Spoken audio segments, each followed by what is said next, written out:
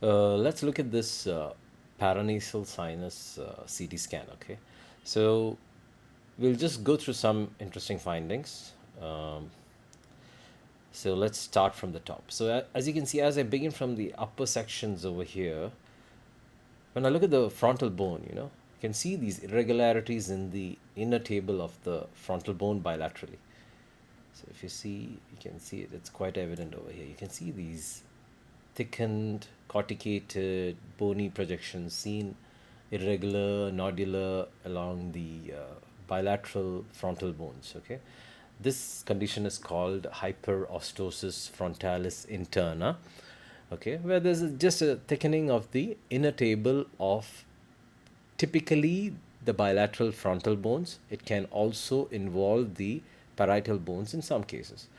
It is asymptomatic, its etiology is unknown, it is usually not a cause of any of the symptoms of the patient. Of course, this paranasal sinus CT scan was done for headache for the patient. All right, so why we need to know this condition is because we do not want to call this as something abnormal. So that's the reason why it's good to mention always hyperostosis frontalis interna in your reports so that anybody else who is reading the images do not misinterpret it for something pathological. All right, let's have a look at the coronal plane so I can show you, demonstrate it to you better again. So as you can see here, you can see those nodular, irregular thickening of the inner table of bilateral frontal bones. Okay, so there is nothing pathological about this. All right, and let's just briefly look at the paranasal sinuses in the coronal plane. You can see there's a little bit of mucosal thickening, polypoidal in the floor of the left maxillary sinus. The nasal cavity appears fairly well roomy, and there's minimal, very minimal thickening in the floor of the right maxillary sinus. The paranasal sinuses are otherwise fairly clear.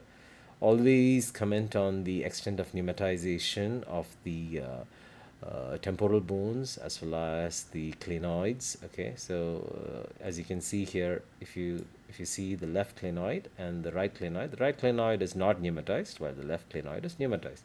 This is it's better to mention it because in some cases, in inflammations, mucoceles, and involvement of the sphenoid sinus in close proximity to the internal carotid vessel as well as the cavernous sinus can sometimes inflammation in the sinuses can result in pathologies leading to intracranial nerve pathologies due to cavernous sinus involvement. So it's always a good idea to describe the extent of pneumatization of the temporal bones as well as the clinoids, if any.